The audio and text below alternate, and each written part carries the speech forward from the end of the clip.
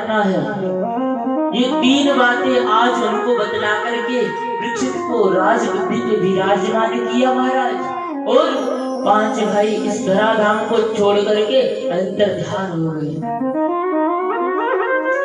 कहते हैं कि अतिथि, हमारे शास्त्रों में अतिथि को इतना बड़ा क्यों बताया गया है, इतना मान क्यों दिया गया है। कहते हैं जो बिन बुलाए आए वो अतिथि होता है, और वो फोन करके आए वो अतिथि नहीं होता है। जो बिन बुलाए आपके दरवाजे पे अचानक से आ जावे, उसका सत्कार करना चाहिए, मान करना चाहिए। पता नहीं किस रूप में गोविंद आ जावे। आपने कभी भगवान को देखा है? किसी ने नहीं देखा। आपने कभी वायु को देखा? नहीं देखा। अगर वायु नहीं होगी तो आप जिंदा रहोगे? कभी नहीं रह सकते। जिस प्रकार हम वायु को महसूस करते हैं, जिसके बिना हम जिंदा नहीं रह सकते, उसी प्रकार से परमात्मा हमारे चारों ओर विद्यमान है। बस उसे देखने के लिए मन की आंखें चाहिए। ये संसारिक ये चमड़े की आंखों से उस परम पिता परमेश्वर को हम नहीं देख पा रहे। बहुत लोग कहते हैं कि भगवान के मंदिर जाते हैं, 8-8 10-10 घंटा हम पूजा पाठ करते, फिर भी हमें भगवान नहीं मिलता है। तो भैया ऐसे भगवान नहीं मिलता है। अधिकतर हम क्या देखते हैं? दिखावा करते हैं, और उस परम पिता परमेश्वर को दिखावा पसंद नहीं है। जब हम मंदिर जाते हैं भगवान के दर्शन करने के लिए, तो महाराज मंदिर में हाथ जोड़ के खड़े हो जाते हैं। ध्यान चप्पलों की तरफ रहता है कि कोई चप्पल ना ले जाए। अभी लेके आई थी 200 रुपए की। अब बताओ, ऐसे ऐसे भगवान को दिखा रहे हैं, तो बताओ ये सही है या गलत है? अब देखो भगवान ने आपको यहाँ पर भी चेतावनी दी है, अरे सुधर जा, चप्पल तो वापिस आ जाएगी, पर ये जो समय चला गया ये वापिस नहीं आने वाला है। देखो हमारे शरीर के अंदर जो आत्मा रूपी जो माँ बैठी हुई है, वो हमें बार बार चेताती है। जब हम मंदिर में जाते हैं ना, तो जाते ही भगवान के सामने ऐसे हाथ जोड़ के खड़े हो जाते हैं, ऐसे आंखें बंद करके होते हैं ना। मंदिर के बाहर लिखा है क्या, जो भी भक्त आएगा तो वो आंख बंद करके ही दर्शन करेगा? लिखा है क्या मंदिर के बाहर? नहीं लिखा ना। फिर भी हम अपनी आंख बंद करके ही भगवान के सामने दर्शन करते हैं। भगवान कहना चाहते हैं, हे बंधु, तू मुझे इस संसारिक इस चमड़े की आंखों से नहीं देख पाएगा। अगर इस आंखों से देखेगा तो मैं तुझे एक पत्थर का टुकड़ा ही नजर आऊंगा। अगर तुझे मुझे देखना है तो इस मन की आंखों से देखो। बोलो जय श्री कृष्णा। तो ऐसा भाव होना चाहिए।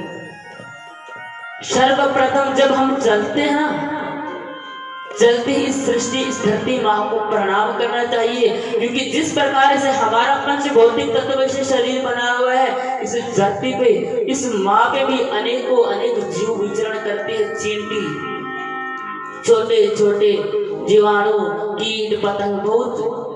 जब हम चलते हैं तो हमारे पैरों के नीचे वो आकर के मर जाते हैं। हम सुबह उड़ते ही पाप करते हैं ना सब, क्योंकि ये जो पुतला है ये है ही गलतियों का। जब हम कोई मोबाइल लेके आते हैं, कोई सामान लेके आते हैं, उस पे उसका ब्रांड लिखा होता है, लिखा होता है। चश्मा भी है, चश्मे पर नंबर लिखा होता है, ये इसका है, उस कंपनी का है। जो ये अपना ब्रांड है ना, ये शरीर, इस पे भी लिखा हुआ है कि कौन सी कंपनी का ब्रांड है। उस परम पिता राम, उस राम जी ने हमें बनाया है। आजकल के लोग क्या करते हैं, अपने ऊपर वाले को देख के जीते हैं, कभी नहीं नीचे वाले को देख के जियो, तभी खुशी मिलेगी, तभी आनंद मिलेगा, वरना ये जीवन चला जाएगा। और ये सत्य बात है, और ये सब जानते भी है। ये कोई नई बात नहीं है कि व्यक्ति मृत्यु कब ये काल उसे डस ले। मैंने बताया था ना कल कि ये संसार एक अजगर का मुख है। ये कब अपना मुखारविंद कर ले अपने को नहीं पता महाराज। आजकल मौत इतनी आसान हो गई, पता ही नहीं चलता कि व्यक्ति खाना खा रहा है या मर गया है। तब मैं आपको बार बार जय श्री कृष्णा जय श्री राधे ऐसे बुलाता रहता हूँ कि आप हिलते रहो, मेरे को पता लगे कि आप यहाँ पे हो। सही है ना? तो अतिथि को हमेशा सत्कार करना चाहिए। क्यों? कि किस रूप में हमें वो राम मिल जाए, किस रूप में हमें परमात्मा मिल जाए हम नहीं जानते हैं। उसे पहचानने के लिए चश्मे की और आंखों की आवश्यकता नहीं है, मन की आवश्यकता है।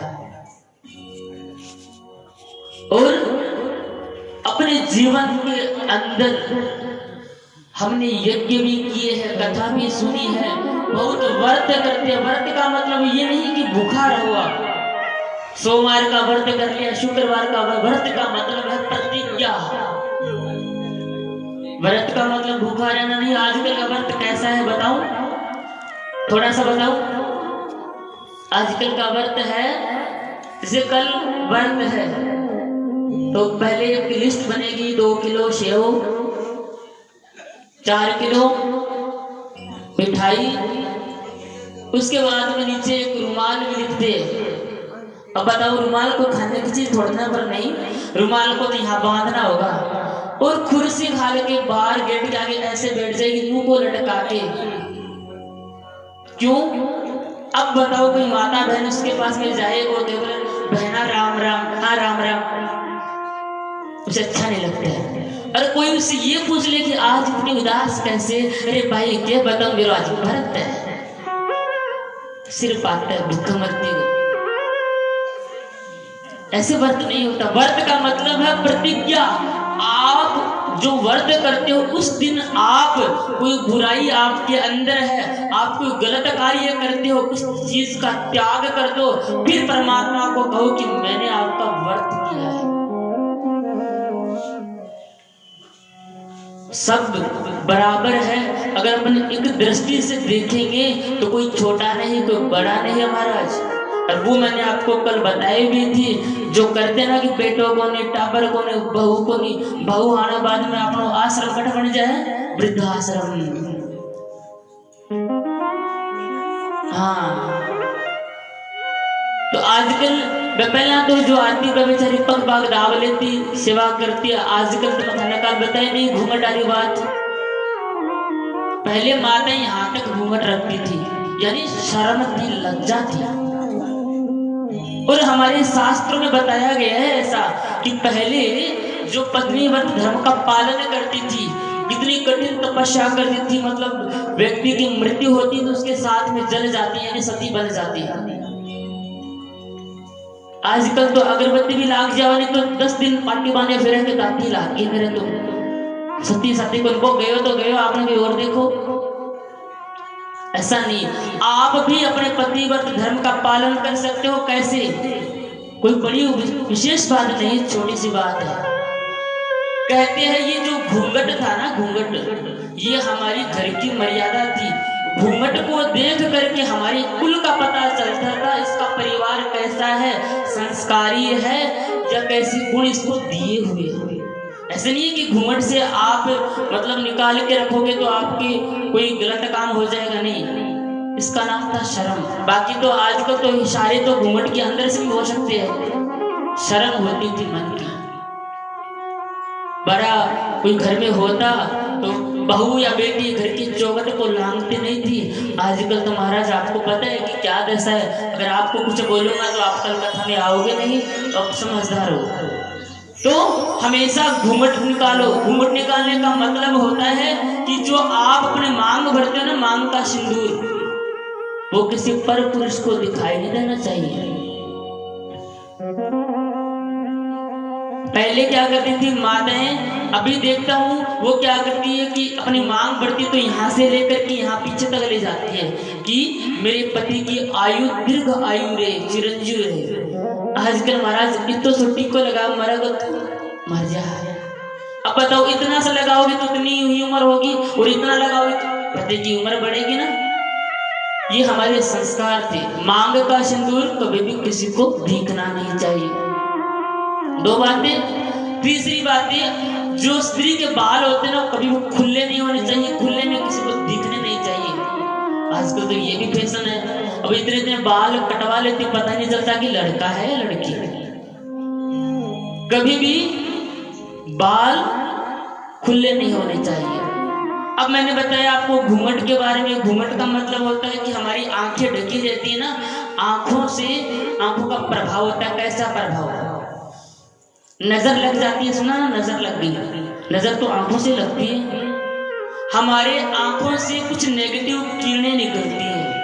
जैसे अपन आधार कार्ड बनाते हैं तो वो स्कैन करता है ना आंखों से, उस नेगेटिव किरणों से क्या होता है, जो पर पुरुष होता है उसको अपनी ओर खींचता है, अट्रैक्शन। अगर वो गलत सोचता है, वो गलत कृत्य करने की कोशिश करता है, तो हमारा पतिव्रत धर्म भ्रष्ट हो जाता है। इसलिए आंखों को ढक के रखना चाहिए, इसलिए घूंघट प्रथा चली थी।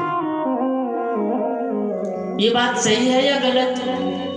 बोलो जय श्री राधे। कहते हैं कि इस संसार से जिस दिन हमें जाना होगा, उस दिन सबसे पहले क्या याद आएगा? परमात्मा का नाम की अगर एक बार भज लेते तो मृत्यु आसान हो जाती, वरना तो मेरे यो दुख है वो दुख है, फिर वही बातें वही रातें, कुछ नहीं बनने वाला है। तो आइए बड़े भाव से, बड़े प्रेम